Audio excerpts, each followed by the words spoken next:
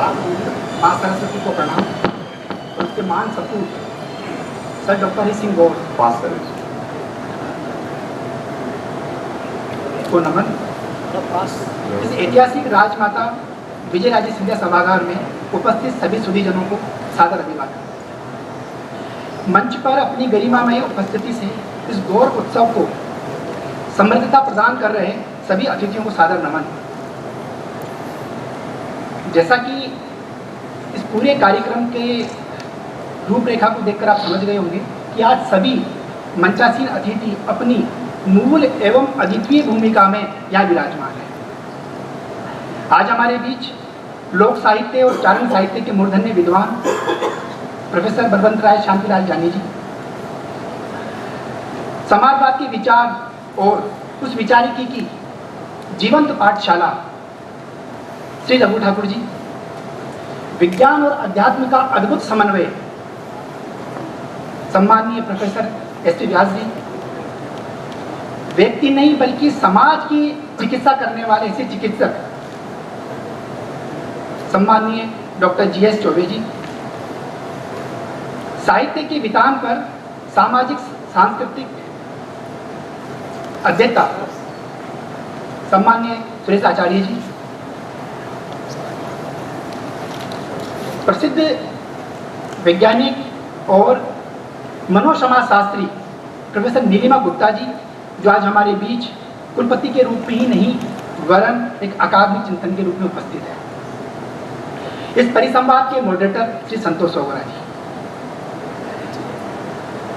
गौर उत्सव का विचार और उसका आयोजन एक सामाजिक सांस्कृतिक विमर्श ही नहीं बल्कि एक उस ऐतिहासिक समृद्ध विरासत का अवलोकन है, जहां इस अवलोकन की यात्रा में हम अपने पितृ पुरुष और उसके बहुआयामी व्यक्तित्व से एकाकार कर सकें, संपोषित हो सकें। शायद यही दृष्टि थी कि माननीय कुलपति महोदया ने, जिसमें यह अनुप्राणित था कि गौर साहब हमारे लिए एक व्यक्ति नहीं बल्कि एक भावना है और भावनाएं पढ़ी नहीं जाती, उन्हें जिया जाता है। इसी विचारकी को जनमानस के आह्वान, कुलपति के मार्गदर्शन और गौर साहब के प्रति भावनात्मक लगाव की परिणति के रूप में आज का ये परिसंवाद यहाँ आयोजित है। जैसा कि आप सब जानते हैं, दुनिया के विचार और विचारकों का एक समृद्ध इतिहास एवं उनकी परंपरा हमें यह बताती है कि विचार और विचारक अपने समकालीन स्थान, काल और परिस्थिति के आनुभाविक संज्ञान से निर्मित होते हैं, विकसित होते हैं। अर्थात वे अपने पूर्ववर्ती और समकालीन विमर्श की जो संचयी जमा पूंजी होती है उसका एक निचोड़ होते हैं। डॉक्टर सर हरि सिंह गौर, जिन्हें अपनी पहचान और अस्मिता तिलका के रूप में मिली, वे स्वयं अपने समकालीन विमर्श से सीख रहे थे, देख रहे थे और अपने जीवन के आगामी लक्ष्यों एवं कार्यों के लिए जमीन तैयार कर रहे थे। तिलका की पहचान खत्म न हो इसके लिए उन्होंने मेहनत की और इस महाकाव्य की सार्थकता को आजीवन बनाए रखा। तत्कालीन कचहरी की दुष्कर प्रणालियां या पूरी की पूरी प्रक्रिया के अनुभव ने उनके बाल मन को इस तरह से आहत किया कि उसी तरह का आहत या उसी तरह की पीड़ा शायद युवराज सिद्धार्थ ने और महात्मा गांधी ने ट्रेन से धकेले जाते समय शायद महसूस की। और शायद यही एक बुद्धत्व का रास्ता था जिसे गौर साहब इस पथ के लिए तैयार हो रहे थे। 26 अक्टूबर 1892 से लेकर 26 जनवरी 1893 तक लगभग 90 दिनों में गौर साहब ने कई तरह के जो केस उस समय पेंडिंग थे उनमें त्वरित कार्रवाई करते हुए अपने छोटे से कार्यकाल में लगभग 350 केसों को उन्होंने संपादित किया। उनको एक तरह से उस पीड़ा के साथ जोड़ते हुए, क्योंकि उस पीड़ा उन्होंने खुद भुगती थी और शायद वही संवेदना थी जिसके कारण वो अपने जीवन में पहली बार असफल हुए।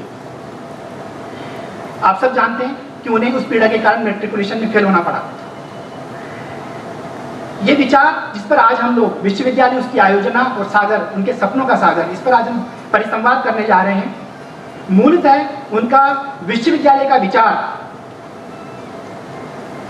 डॉक्टर गौर के भीतर पल रहे विश्वविद्यालय की इस आयोजना के पीछे, जो भले बहुत बाद में प्रस्फुटित हुआ हो, किंतु वह अपने उच्च अध्ययन के दौरान के इस वर्षों में ही इसको बड़ी गंभीरता से देख और समझ रहे थे।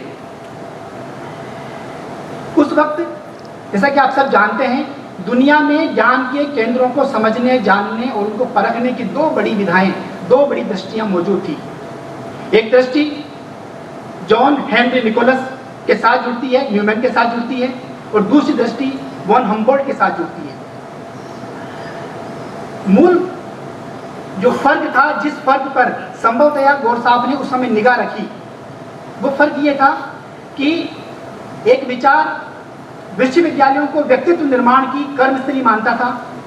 नैतिक और आध्यात्मिक मूल्य विश्वविद्यालय के केंद्रीय विषय वस्तु होते थे, और शिक्षक और शिक्षार्थी साथ रहकर पढ़ें, यह आयोजना उस वक्त न्यूमैन विश्वविद्यालयों के लिए जरूरी मानते थे। इसी के बरक्स उन्हीं के समकालीन विश्वविद्यालयों को बौद्धिक ज्ञान, विशेषज्ञता और पेशेवर दृष्टि विकसित करनी चाहिए, इस बात की अगुवाई कर रहे थे वॉन हम्बोल्ट। शिक्षक और शिक्षार्थी अपने सामाजिक दायित्वों का निर्वहन करे, यह पृष्ठभूमि विश्वविद्यालयों के साथ जुड़ी थी। और इस तरह से university as a centre for social construction, ये पूरा आइडिया दुनिया में उस वक्त विश्वविद्यालयों को जानने, समझने और देखने का था। और ऐसे विश्वविद्यालय समाज पोषित थे, राज्य के किसी भी तरह की बाध्यता से स्वतंत्र थे, सामाजिक सरोकारों के केंद्र थे, और उनके अंदर उदार विषय, भाषा, संस्कृति, ज्ञान, कर्म, उसके विषय पढ़ाए जाते थे या पढ़ाए जाने की आयोजना थी, ताकि यह विश्वविद्यालय उन सामाजिक सरोकारों के साथ उस पीढ़ी को तैयार कर सके। और ऐसे विश्वविद्यालयों का बड़ा मकसद राष्ट्रवाद को समझना, उस राष्ट्रवाद के उद्देश्य के साथ पीढ़ी को तैयार करना और एक राष्ट्रीय पहचान का निर्माण करना था। गौर साहब गांधी जी से ही बहुत कुछ सीख रहे थे। गांधी जी एक तरफ समाज को बदल रहे थे पाठशाला में निर्माण करके नई तालीम के माध्यम से, और गौर साहब राष्ट्र के विकास के लिए उस उच्च शिक्षा पर ध्यान केंद्रित किए हुए थे, जहां उन्हें लगता था कि बुनियादी शिक्षा की ताकत वो पहचानते थे, जानते थे, और संभवतया उस चरखे के साथ उनकी माँ का संवाद, उस चरखे के साथ उनकी माँ की ताकत और उनका यूं कह सकते हैं कि सशक्तिकरण, इस बात के लिए उन्हें तैयार कर रहा था कि उस बुनियादी शिक्षा को ताकतवर बनाने के लिए संभवतया देश में एक ऐसे विश्वविद्यालय की जरूरत है, एक ऐसे विश्वविद्यालय का होना चाहिए जो पश्चिम के उन दोनों मॉडल को साथ साथ अपने भीतर समाहित करे। औपनिवेशिक भारत में विश्वविद्यालय लगभग 1860 के आसपास बन चुके थे। बंबई, मद्रास और कोलकाता में ये संचालित हो रहे थे,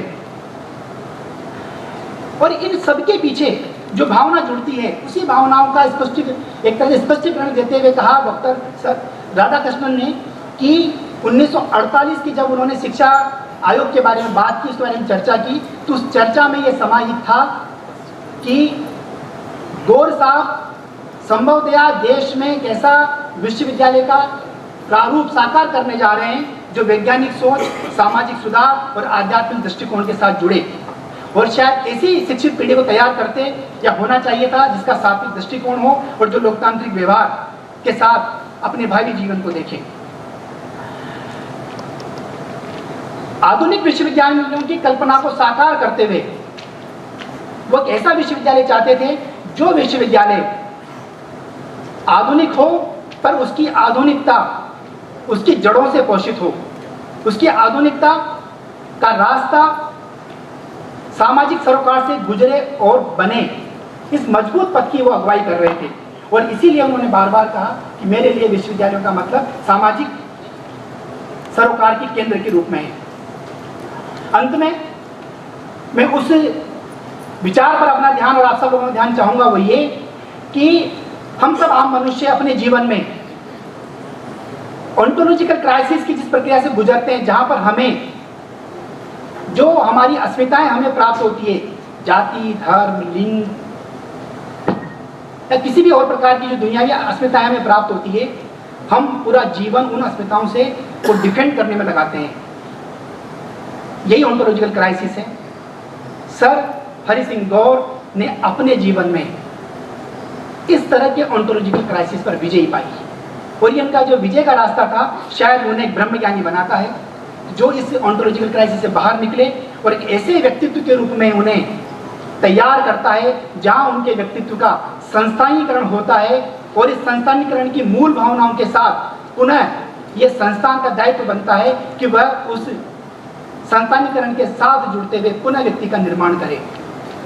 और ऐसा करने के लिए एक संवाद आवश्यक है। ये संवाद तभी हो सकता है जब हम गौर साहब को अनेक नए संदर्भों में, अर्थों में, या यूं कहें कि उन्हें टटोलने की कोशिश करें। माननीय कुलपति महोदय का यही आग्रह था कि इस परिसंवाद के माध्यम से हम गौर साहब को एक बार फिर समझना चाहते हैं, उनकी यात्रा को फिर एक बार जीना चाहते हैं। और शायद उनके लिए जो जीवन में उन्होंने संघर्ष किया उसके निहितार्थ भी यही थे। संघर्ष का निहितार्थ इस बात में नहीं कि हम अपने विरोधी पर कितनी चोट करते हैं, बल्कि संघर्ष का निहितार्थ इस बात में है कि वह मेरे जीवन के सत्य को कितना प्रभावित करता है। गौर साहब ने इसी सत्य को प्रभावित करने के लिए, इसी सत्य के साथ अपने व्यक्तित्व को जोड़ने के लिए एक सपना देखा, एक सपना को साकार रूप दिया, और यह साकार रूप है कि आज हम इस परिसंवाद के लिए उनके बीच में हैं। ये परिसंवाद इसी उद्देश्य को पूरा करेगा जिसमें गौर साहब के उन अनछुए पहलुओं पर आज हमारे और हम सबके बीच जो व्यक्तित्व का निर्माण हुआ, वो उस व्यक्तित्व का निर्माण उन्हें कैसे समझता है, कैसे जानता है, यह आज उसका एक आगाज है। और इस आगाज के लिए मैं आप सबका सादर अभिनंदन करता हूँ, सादर स्वागत करता हूँ। बहुत बहुत धन्यवाद।